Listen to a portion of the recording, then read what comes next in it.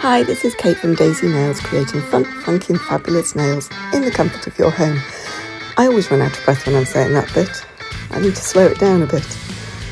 Right, I have a client who 2 years running has gone to an Elvis festival and has wanted Elvis nails. I was going to try and do this on her nails last week, but actually when it came to it, I chickened out, partially because I hadn't practiced it and partially because we only had one evening. And it is quite a complicated piece of work. But I still wanted to try it, and this is my second attempt, and I'm going to tell you now, it's not great. At the end of the video, I think I've put the words along the lines of, this could almost be an Elvis lookalike, but not quite, worse to that effect. So, yeah, I was basically looking at sort of lining up where all the different bits of his face lined up with other different bits of his face, but I obviously didn't get it right. You see there, I was just putting the brush against the eyebrow next to the end of the eye to see how far across the eyebrow goes. However, it was a fun experiment, and the other two nails I've done are much simpler and much better. My first true love in the music world was rock and roll. It started in 1983, I think, or 1984. I think 1983. And I was in my bedroom and my brother was in his room, and I heard rock and roll, as far as I'm aware, for the first time. And it was Eddie Cochran's 20 Flight Rock. Always remember that was the song that really grabbed my attention. And although I'm not a huge rock and roll aficionado anymore, I did spend a lot of my teens listening to all sorts of random sort of 50s music. Excuse me, just having a drink of water. Because of that love of rock and roll. I would, be explaining to you what I've done here, but it really didn't end up particularly well. Essentially, and what I haven't done there, but what I was trying to do was, as I was doing different parts of the design and I turned the nail around, I was turning the picture around to make sure I could see the right angle that each bit was going at, and trying to make sure that each different bit matched up on the nail the same way as it did in the picture. I got that picture off the internet and I printed it off. I did go over some of it with biro because my black ink is just about run out, so it was a bit faded. But yeah, it was really fun to have a go at doing this, even if the end result wasn't quite Elvis. It's funny, I'll tell you about the first attempt in a little while, because I've actually put a picture up. I've put a picture of the first attempt up with a picture next to it of who I think it actually looked like, rather than Elvis. It is another singer, but it's not Elvis, it's not American, it's not in the same era. However, see if you agree with me. Let me know in the comments when we get there. This picture of Elvis is really good because a lot of... the cat's just climbing on my lap. Come on then, Oreo. Come on. A lot of what is in the picture is actually negative space. So your eye creates what it is. So for example, there is, the nose isn't in the picture. As you can see there, I'm painting the shadows around the nose, but not the nose itself, which I thought was really good. And I'm pretty sure I've seen a similar one like this of Marilyn Monroe, so I might try that one sometime as well. You can only just see that because, as always, I'm not quite in the picture, but I will be in a second, I promise. The lips are made of, I think, the negative space around it, are made of the shading around it. And that's one of the things I really like about simple pictures of faces, is so much of it is created in your mind rather than on the paper, just by a simple little line or a little bit of shading here or there. I think I was probably just holding it up next to the picture there. I did consider not putting this bit in the video, but I thought, heck, why not? I had a go, not happy with the result, but you know what? Maybe I'll try it again another time and we can compare them. I was just doing the little highlights in the eyes with these. A little bit of perfect white. So the colours I've used are the French Valley, Perfect Black and Perfect White. And I also added some black gel paint and white gel paint in some of the other pictures as well. I don't think I used any of those in this one because I needed it to, to shade more. That the gel paints are so pigmented; they're pretty much solid. Whereas with the gel polishes, you can put it on a bit lighter or a bit not heavier. It's not the word I'm looking for, but you know what I mean. Where you press down a bit more with the brush. And you can create a slightly darker colour. Kept looking at the picture and changing things. I have a feeling that was the second time I had a go at that eye. I think I'd ended up filing it off once and then redoing it, or that could have been on the first one, I don't remember.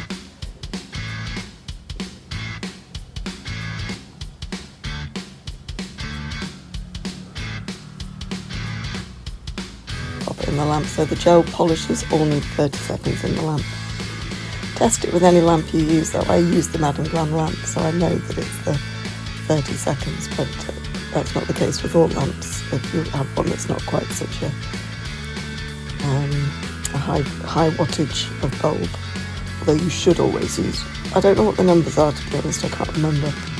And I'm upstairs in my bedroom and my lamp is downstairs, so I can't remember what the numbers are, but make sure you do have a good quality lamp, because you want to make sure that gel is curing fully. If it doesn't cure fully, you're exposing yourself to uncured products, and uncured products can lead to contact dermatitis, and that's definitely not something you want. Right, so the last colour I used was the Perfect Red, because I had that little bit of space at the top which I wanted to use to do his signature, which is quite an iconic signature. That curly E leading onto the L.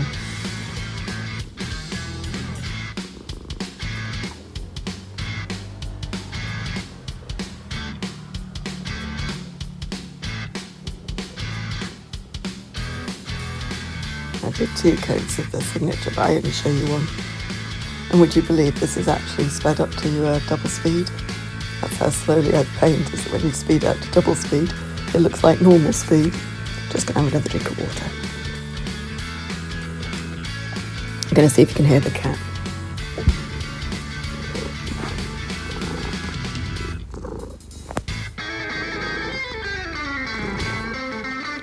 Don't know if you could hear her purring there. So yes, there was a little bit of space after the signature, which I put a little heart in.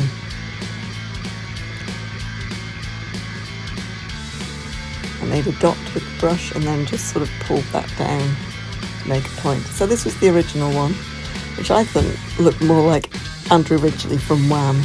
What do you reckon? Do you agree with me? Disagree with me? Let me know what you think. Right, so I then moved on to doing some simpler ones. I did do a version of this one on my client last week. Oh no, I've still got a top coat. But I'll show you in a second the one I did on my client last week. There we go, not quite Elvis Presley finish. So on the client, I did a white, it wasn't actually white, it was a very pale blue background, and I did this design in black. I decided to do it black with the design in white. And it's basically making up an E for Elvis using Elvis's face. Now I didn't create this myself. I saw this on the internet over a year ago, and I really like it. So the top of the E, the top horizontal line, is Elvis's quiff. The bottom one is one of his collars on his big Vegas style suits, and then the middle one is made up of his iconic sunglasses. I sketched it out using the Perfect White, and then I went over and filled it in using the gel paint. Remember, the gel paint needs a minute in the Madam Glam lamp.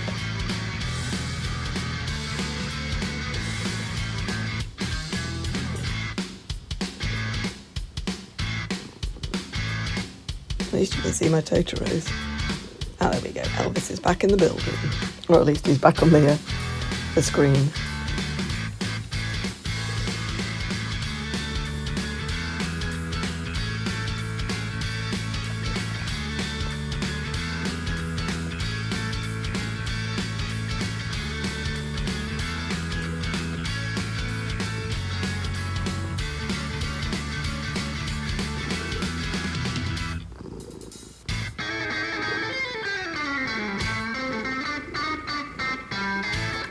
doesn't know what to do you, Oreo?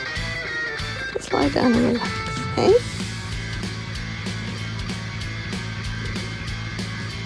Seriously, this is double time. How slowly I paint.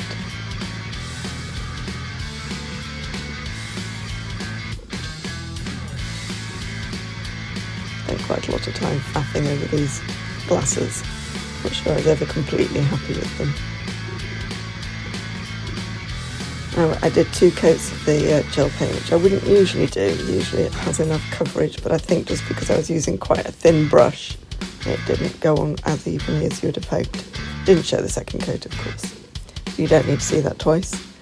I used the black gel paint just to go over the edges, just to sharpen the corners, make sure the edges were as neat as possible. I think the blue tack I've got on my little pop holders is losing its tack. I think I need to get some more. The pops are constantly falling off.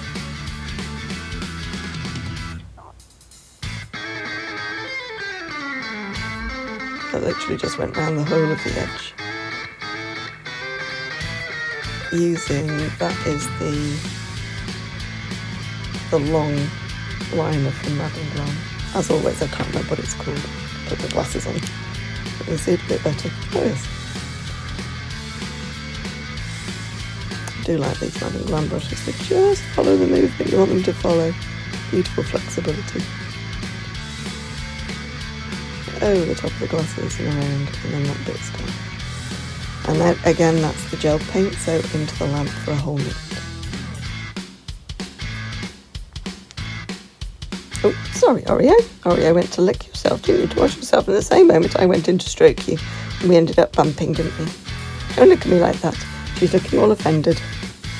Right, so then I got my dotting tool and the Perfect Red, and along the collar, I put some little red rhinestones.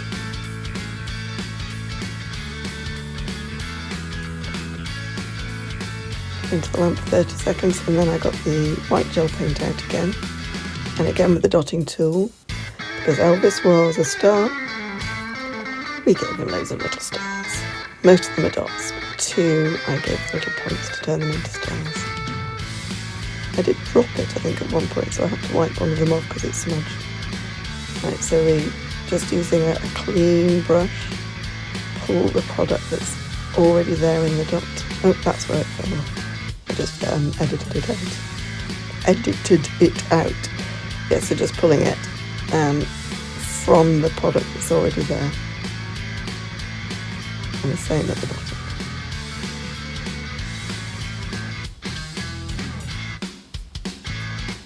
All I need to remember to do is stay above my palette, don't I? And yet I always end up wandering off. My 17-year-old tells me I'm getting better at it though.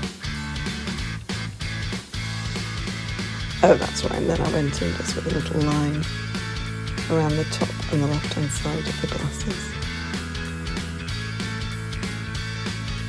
Not really sure why, I just felt it needed it. And then with the no white top coat.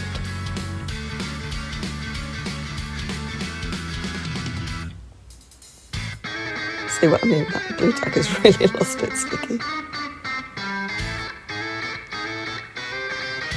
I did hear, was it the nail whisperer was saying the other day,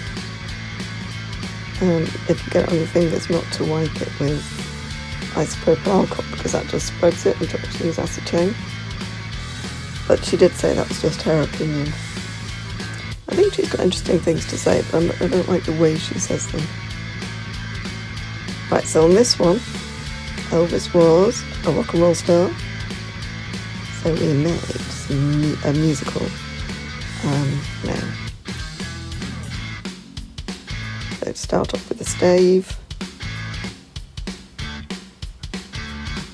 of 5 lines. I'm actually questioning myself whether it's called a stave now. It is called a stave, isn't it?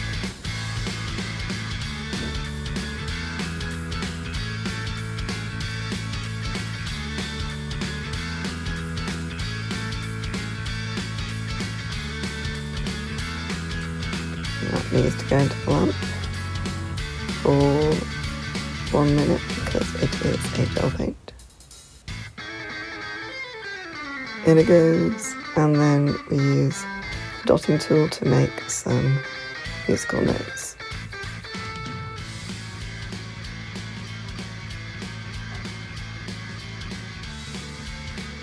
And so I did 2 quavers attached together.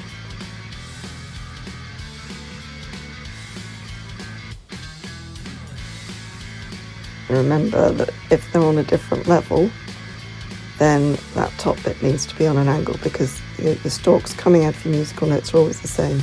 This one's a crotchet, and then the last one is a single quaver. So it's got its little wiggly tail. And pop that in the lamp another 60 seconds. Once I'd done that, I did the treble clef at the bottom. I should have curved that top bit around a bit more. I didn't. It ended up being slightly wonky. There we go. It'll do. If it were on a client, I may have done it again. And then, of course, some stars. I'm thinking I possibly should have done a star on the first one as well, with the vaguely Elvis's face.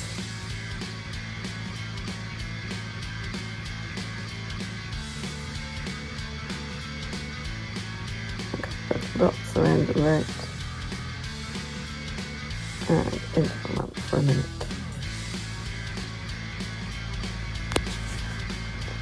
I'm not happy yet. Oh, that's right, going over the treble clef again just to get a bit of a more opaque white.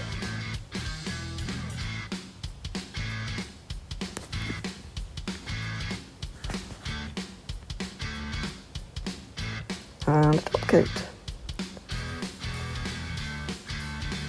No white top coat, because rock and roll was all glitz and glamour.